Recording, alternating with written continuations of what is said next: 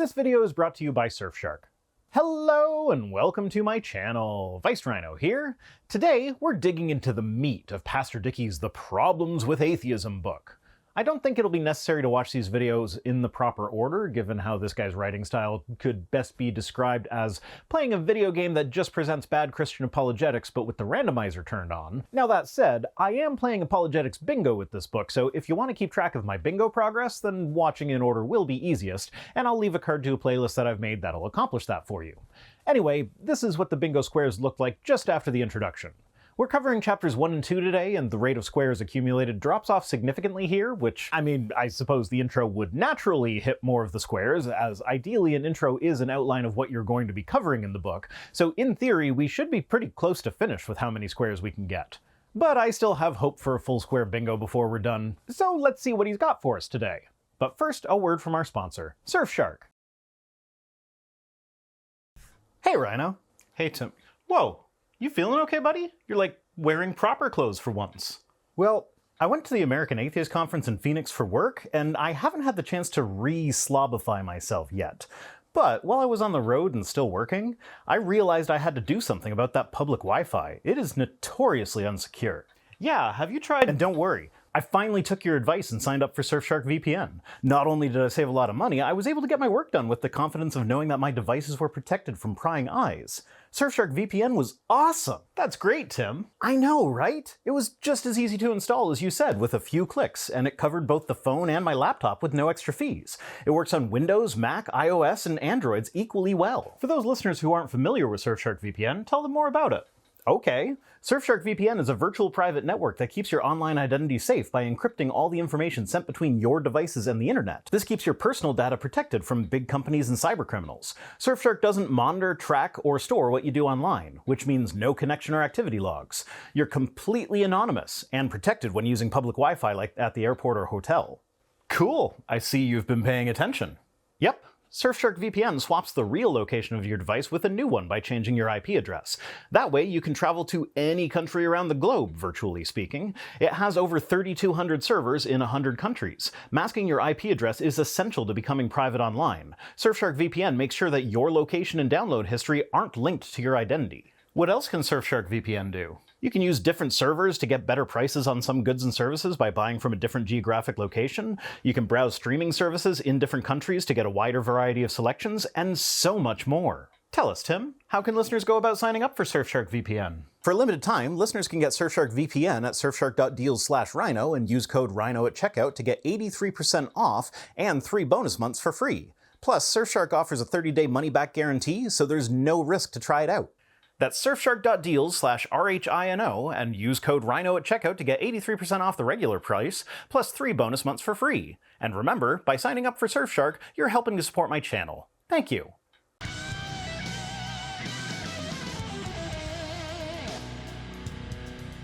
Chapter 1 is titled, The Atheist Must Deny What He Knows in His Heart is True, and it opens essentially with a look at the trees style passage, explaining that the evidence for God is pretty things in nature. No mention of all the hideous things in nature and what that might be evidence for, but I'm sure we can all guess at this point. If it's pretty, it's proof of God. If it's ugly, it's proof of the fall of man bringing sin and imperfection into God's perfect world, and therefore is also proof of God. At this point, he says, many atheists claim there's not enough evidence to convince them there is a God, but the Bible tells us differently. Which doesn't really help those of us who don't believe the Bible. Who cares if the Bible says there's enough evidence for me to believe? I'm saying that, as of right now, I have not seen sufficient evidence to convince me that the Christian God exists. How much evidence will be sufficient will be different for different people, so to just make a blanket statement that there just is sufficient evidence for everyone without actually providing any of that evidence is unhelpful at best, and at worst shows a clear lack of understanding of the nature of, well, just people, I guess. Because not everyone will be convinced by the same thing. There's a whole host of things that will play into a person's likelihood of being convinced by a particular piece of evidence. Their personality, the mood they happen to be in at the moment that they receive it, their life experiences, how this claim compares to other claims that they already believe, and so on. But at any rate, at this point we are at an impasse. I have said, show me your evidence for God. He has responded with, the Bible says you already know the evidence for God. If we leave it here, then I just end up not believing in God, because if the Bible says that I already have enough evidence to believe, but I know that I have not received enough evidence to believe, then that pretty definitively proves that the Bible cannot be right. Or at least it does so to me. So yeah, this impasse isn't really an impasse. It's a loss for the person making the claim, because that's how these things work. If you claim something, it's on you to provide evidence for that claim. I do not have to refute a claim that is made without evidence. It's the Hitchens razor. That which can be asserted without evidence can be dismissed without evidence. But he goes on to quote Romans 1:20, which is the verse that basically says that there's enough evidence for God that nobody has an excuse to not believe in God, but it fails to actually provide any of the evidence beyond the look at the trees level.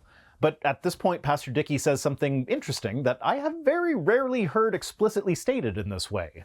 He says that not only do we have enough evidence that we should believe in God, but that the "so they are without excuse" part of the verse basically says that we have enough innate knowledge to conclude that it is specifically the God of Christianity, not just an unknown deity.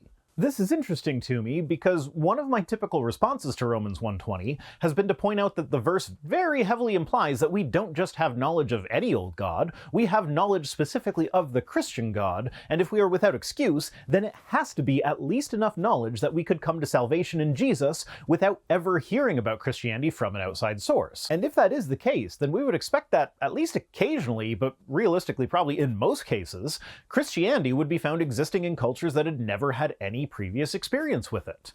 And yet this has never once happened. In the entire history of Christianity, it has only ever spread through people telling other people about it, as we would expect of any religion that isn't true. But if God really did exist and let everyone know that he exists in enough detail that they could come to a saving knowledge of him, then cultures that don't spontaneously develop Christianity should be the exception rather than the rule. Also, this gets us the "everyone knows God exists" bingo square. And that's the end of chapter 1. It's a measly 2 pages and presented zero evidence for God, focusing instead on claiming that everyone already knows that God exists. Which, fair point, that is basically what the title said it would be about, so I shouldn't really be surprised. Chapter 2 is titled, "There are a number of things an atheist cannot account for," and opens with the sentence, "The atheist lives in a world where he claims the only thing that exists is matter," which is just flat out not true. Things that exist that are not matter include, but are not limited to, energy, time, and gravity. What is mind? No matter. What is matter? Never mind. Now, I know he's going to spend this chapter attacking the general concept of naturalism, but him so drastically misunderstanding what naturalism is right in the first sentence does not bode well for what is to come. And his second sentence gets us back to the fact that he can't even keep his own definition of atheism straight. If you'll recall, in the intro he kept flip-flopping between atheism being a rejection of the God that they actually do believe in, and actual disbelief in God. In chapter 1, we stayed pretty firmly in the atheists really do believe in God, they just reject him definition, but by sentence 2 of this chapter, we get to atheists do not accept the possibility that a personal, transcendent, and immaterial God could exist. To which I would ask, what's the difference between believing that a God's existence is not possible and actually not believing in that God? Is he trying to say that we reject the possibility that God could exist, but somehow still believe in God? Because that's just nonsense. But it gets worse. In the opening sentence, a charitable interpretation is that he doesn't understand enough about atheism to accurately describe their beliefs, because I've never met an atheist that thinks that matter is actually the only thing that exists. But as it turns out, we now learn that it's not that he doesn't understand atheism, although he clearly doesn't, but his comment about only believing in matter turns out to be wrong more because he doesn't seem to know what matter is. He says God, Santa Claus, the Easter Bunny, and the Tooth Fairy are all immaterial, therefore none of them can exist. Pastor Dickie, you do realize that if any of those beings existed, with the exception of God, they would in fact be material beings? The reason we don't believe they exist has nothing to do with whether or not they're material, but if they did exist, they would be material, but would be doing things that are impossible for material beings to do. I mean, there's also the complete lack of evidence. Like, I can tell you for certain that the Tooth Fairy does not exist, because on the occasions when I forget to swap out my kid's lost tooth for money in the night, it's still a tooth in the morning. If I don't buy presents from Santa for my kids at Christmas, they don't appear during the night without my input. That's actually one of the biggest plot holes in most Santa-themed movies. They almost always make a point of showing that the adults don't believe in Santa, it's the kids who believe in Santa. But in these movies, Santa is always real, which means that adults don't believe in the guy that drops free shit off for their kids once a year. I want to know, in the canon of those movies, where do the adults think that those presents come from? But that's what's weird here. I mean, no, his understanding of what material means is weird, but that aside, the weird thing is that if I had evidence that Santa existed and everyone I knew had the universal experience of presents for their kids materializing under the tree every Christmas Eve, with the presents matching what they asked that guy at the mall for, with occasional Santa sightings and reindeer and sleigh tracks showing up on the roof when it's snowy, stuff like that, then I'd probably believe in Santa. Now, he claims that I have sufficient evidence to believe not only in God, but specifically in the Christian God, and yet I do not believe in that God, despite his protestations to the contrary. At this point, he changes the subject fast enough to give you whiplash to say that atheists cannot account for logic, words, reason, and cognitive thought. And I'm tempted to agree with him. Reading this book has left me doubting the existence of all of those things. It's really quite the existential crisis. But really, what it comes to is a single question. Why not? Why can words not exist if God doesn't exist? Logic is just a tool that humans invented to describe how the universe works, so it seems to me that the existence of logic is dependent on the existence of humans rather than God. Unless by logic you actually mean how the universe works, in which case we're close to grabbing the fine-tuning square, but that wasn't quite explicit enough for me to count it. But anyway, he says that only the Christian worldview of an immaterial God who transcends time and space can account for logic, cognitive thought, and reason. To which I ask again, why? So far, this chapter just gets dismissed by asking why. There's no real reason given, it's just assumed that this is the case, and it will be obvious that this is the case. It seems to be that he's under the impression that immaterial things can only ever be described in terms of other immaterial things. But even then, why a god, and why specifically the Christian one? Why can other immaterial gods not explain those things? Why can there not be an immaterial explanation other than a god? But really, logic is, as I already stated, just a tool that humans invented to explain how the universe works. The universe, in case you hadn't noticed, is material in nature. And at this point, I'm transitioning to the philosophical use of the word immaterial, which Pastor Dickie is attempting to use, but failing because he doesn't seem capable of grasping nuance. In philosophy, something is immaterial when its existence is independent of the physical world. Sort of. As with all things in philosophy, there is some disagreement about what exactly is meant, but importantly, philosophers generally distinguish between two ways one can use the term. In an ontological sense, which would include spiritual things like God, angels, souls, etc., and in the epistemological sense, to refer to something like knowledge or abstract concepts. So when an apologist says that we need God in order to explain immaterial things, there's some equivocation going on. What they're really saying is we need a spiritual being in order to adequately explain the existence of abstract concepts. But I fail to see why that would be the case. Why do we need a spiritual being to explain the fact that the operation of the universe can be described linguistically using the abstract construct that we know as the laws of logic?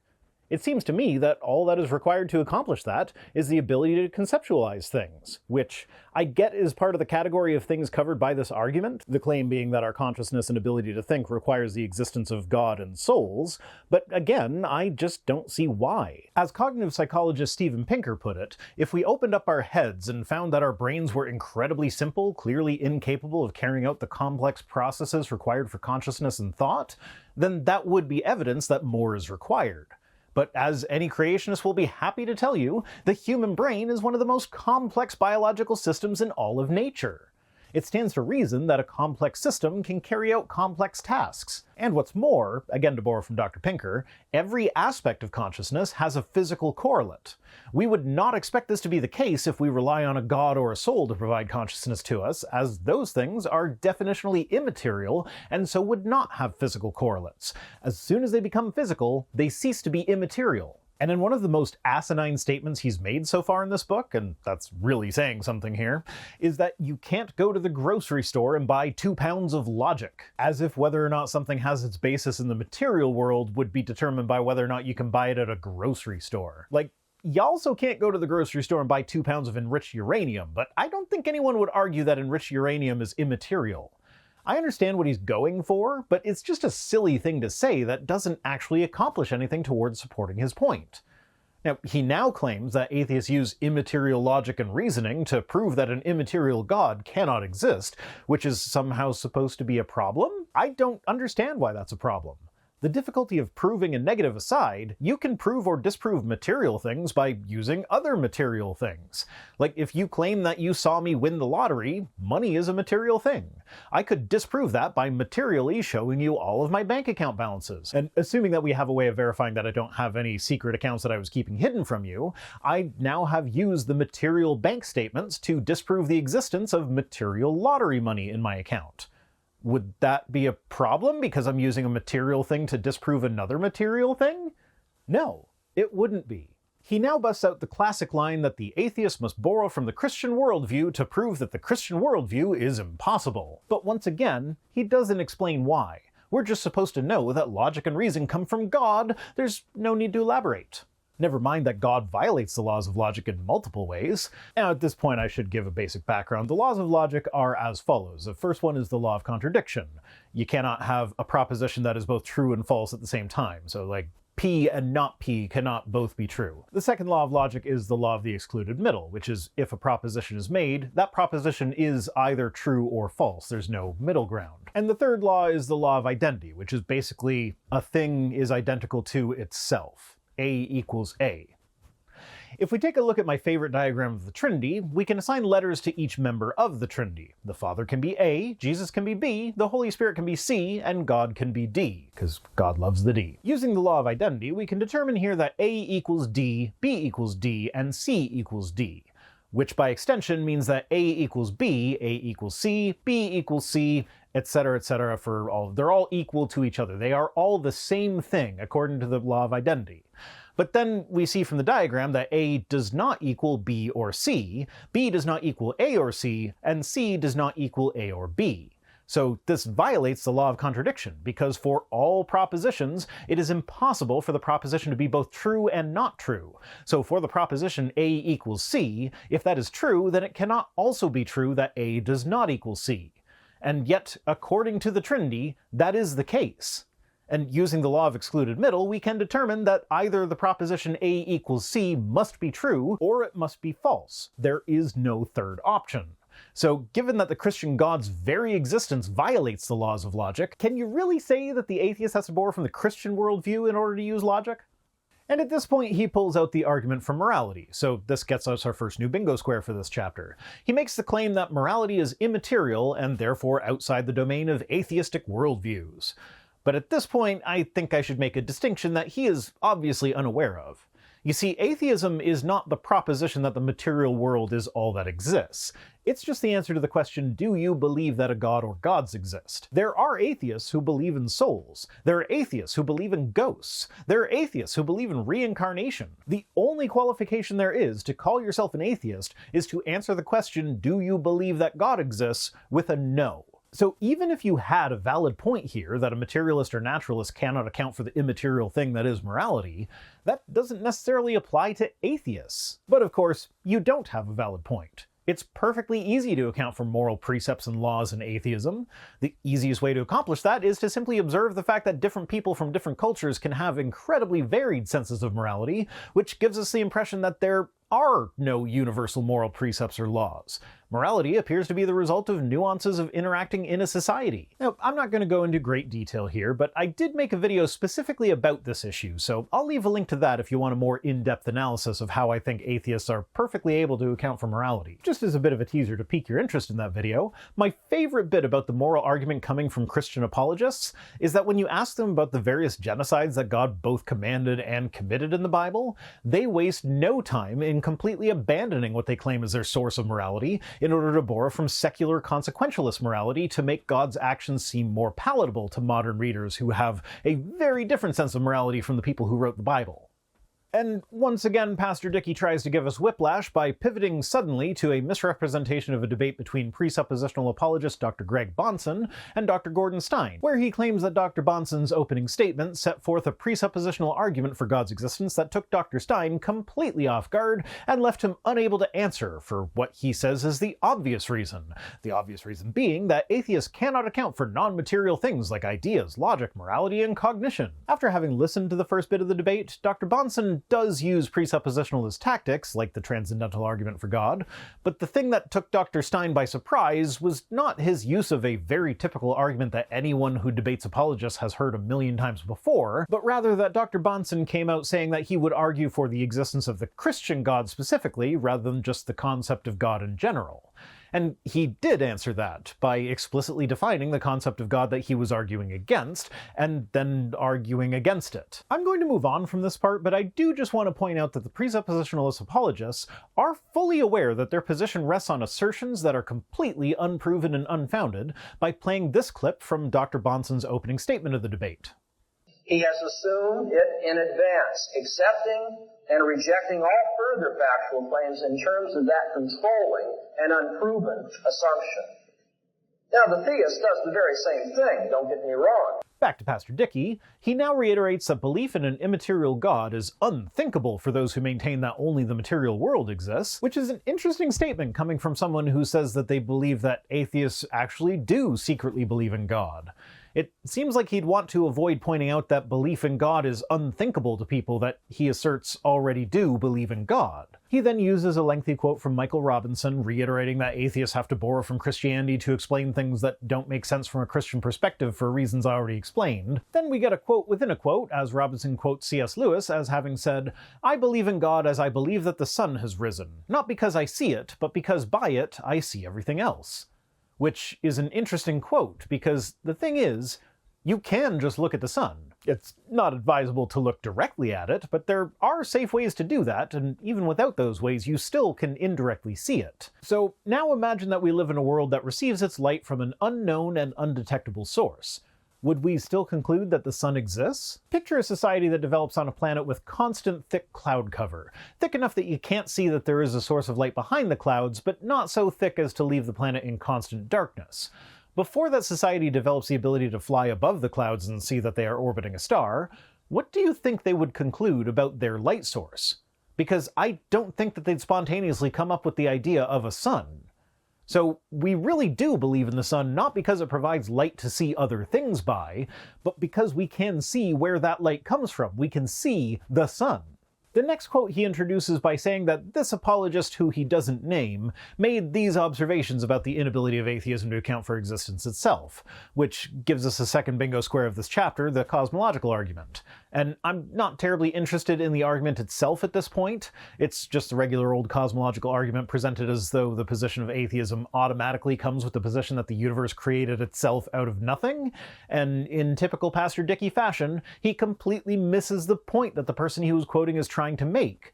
He quotes the argument up to the point where we have an admission that everything that exists needs a cause, and the universe exists so it must need a cause too, with a follow-up that this cause either has to be personal or impersonal in nature. What he forgets to do is continue on to the various attempts that have been made over the years to remove this argument from the realm of special pleading. At this stage, we can just say, okay, well if God exists, then he needs a cause. And that never gets addressed. He didn't even finish the quote to the point where it actually explained why the cause of the universe has to be personal. He stops right after explaining why the universe has to have a beginning in the atheist worldview, basically thermodynamics. But like I said, that doesn't interest me at this point. What does interest me is the fact that the apologist that he's quoting here, and seems to be too embarrassed to say his name in the main text of the book, is none other than Matt Slick of CARM. I expected to see some familiar names being quoted, like Frank Turek or William Lane Craig, but I never in a million years expected that I'd see Matt Slick's name pop up. After the Matt Slick quote, which is somehow both so long that a more concise quote probably should have been selected, while still not even managing to finish making the point that Pastor Dickie seems to think it was making, we then get to the story of Anthony Flew, where it is said that a well-known British atheist, Anthony Flew, who later came to reject atheism, which, at this point I'd like to point out once again, if he rejected atheism, then with the implication of how the word reject was used earlier in the book, that means that Anthony Flew really believed in atheism for his whole life. He just came to reject it because he wanted to, not sin, I guess? And then he goes into a discussion of Flew's parable, and rather than getting the parable from Flew's writings, he gets the paraphrase of the parable as presented by apologist R.C. Sproul, which turns out to be somewhat important, as Dr. Sproul makes key changes to the parable. In its original form, the parable is that two explorers come across a clearing in the woods. In the clearing, there are flowers growing, but also weeds. One explorer concludes that there must be a gardener tending the clearing, otherwise there wouldn't be flowers. The other disagrees, because the weeds are evidence that nobody's tending it. So they perform a bunch of experiments to try and find the gardener. They stake out the clearing, they surround it with barbed wire, they electrify the wire, etc., etc. Every time they fail to find the gardener, the explorer who thinks there is a gardener comes up with a new excuse as to why they can't find them. They're invisible, that's why we didn't see them. They're intangible, that's why they don't get caught on the barbed wire, etc., etc. The conclusion of the parable is that there is likely no gardener. To use Flu's turn of phrase, the gardener has died the death of 1,000 qualifications. God, Flu argued at the time, has died the same death. Every time a skeptic points out a problem with the God claim, a reason can be invented to explain away that problem in a post hoc fashion. Why is there evil? Free will. What about suffering that isn't related to free will, like natural disasters? God has a plan. His ways are just so far above our ways that we can never hope to comprehend them, etc. Sproul, on the other hand, tweaks the analogy ever so slightly in order to make the explorer who believes in the gardener come out in a more favorable light. He says that the explorers come across a clearing with no weeds and flowers planted in rows of perfect symmetry. Sproul concludes his version by saying, though no gardener could be found, the presence of the garden itself remains a nagging issue begging for an explanation. And I would agree. The explanation isn't necessarily automatically a gardener, but if we found a clearing in the middle of the jungle that was perfectly cultivated like that, I would want to know how that clearing came about. But Sproul is taking an analogy that is supposed to make it clear that the God hypothesis is unfalsifiable and turned into a teleological argument, an argument from design, thereby missing the point of the analogy entirely. If we wanted to use it as an argument from design, then I need only ask about the myriad of naturally occurring things that seem not only to have happened without design, but would be bad design if they actually were designed. Like the laryngeal nerve, to cite the typical example, which has to travel from the base of the brain down through the chest and then back up to the throat in order to innervate the larynx, which it could have done with a nerve significantly shorter than the one that exists. Now, if you'll permit me, I'm going to read the last paragraph verbatim. Pastor Dickie concludes, Anthony, and again, he's saying Anthony instead of Antony, small problem, but he keeps doing it. Anthony Flu's parable mocked the idea of an impersonal and immaterial gardener. What good would such a gardener be? Of course, he was attacking the concept of the Christian God. Flu's purpose for his parable was to draw attention to the ludicrous idea of an impersonal and immaterial God. But as R.C. Sproul pointed out, the garden itself is proof of the value of such a gardener. I don't know if it's even possible for him to have missed the point any harder than he did here. It's not a question of the value of the gardener, but of the very existence of the gardener and the nature of the evidence for that existence. How many excuses does one have to make when the gardener consistently fails to appear before they are justified in not believing that the gardener even exists in the first place? That was the point of the parable, not mocking the very concept of the Christian God based solely on the fact that he's immaterial. In fact, I'd take it a step further. To go in the same direction as R.C. Sproul did, we are told by the people who believe in the gardener that there should be perfectly even and symmetrical rows of flowers with no weeds. But instead, we see just the normal clearing with seemingly random mixtures of flowers and weeds. The excuse is that one of our ancestors didn't listen to the gardener, and so the gardener cursed the garden, so now anytime there's a flower, that's thanks to the gardener, and anytime there's a weed, that's clearly because of the curse. That's it for this one. Today's comment of the day comes to us from Dan Nolte, who says, forget the book, I want to know about your dog. Okay, fair point. Her name is Puddles, she's a 9-month-old Cocker Spaniel Poodle mix, and she escaped from me after I gave her a bath today, but before I was done drying her, at which point she decided to dry herself on my bed.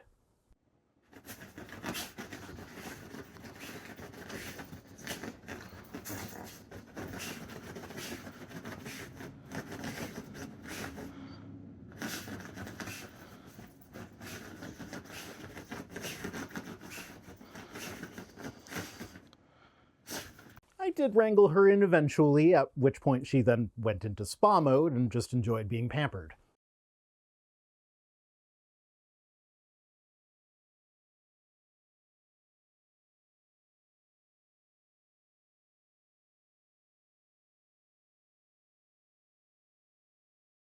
She also has this tendency to make direct eye contact with you while she's peeing on the floor, only to run and hide right afterwards because she knows she's not supposed to do that. I also suspect that she's conspiring with my partner to force me into getting rid of the living room carpet because, well, my partner has always hated that carpet, and now it smells like pee because of someone. So it has to go. I guess Puddles is actually a pretty good name for her.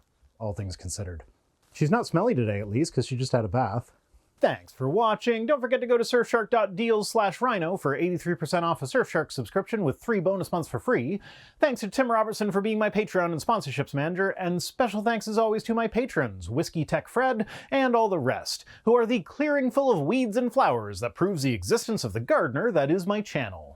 If you'd like to actually just be any old forest clearing, you can join us on Patreon for as little as $1 per week over at patreon.com/vicerhino, or by supporting the channel in one of the other methods that can be found at links.vicerhino.com, which is also where you'll find links to my other projects. If for whatever reason you want to send me stuff, my P.O. Box address is in the description. See you next time!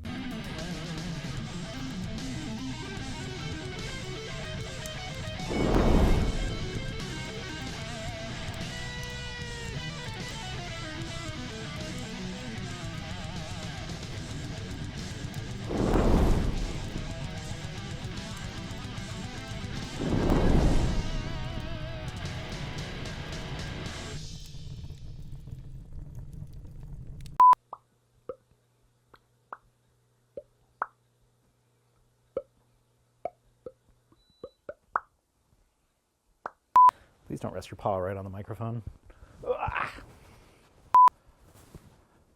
Your public is waiting. You know.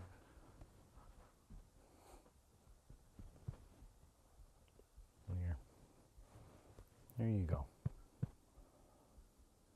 You good puppy. If we opened up our heads and found that our brains were incredibly simple, clearly incapable of carrying out the complex Oh, he's going to sleep. Oh, my little sweetie. You can take over my channel. Is that your plan?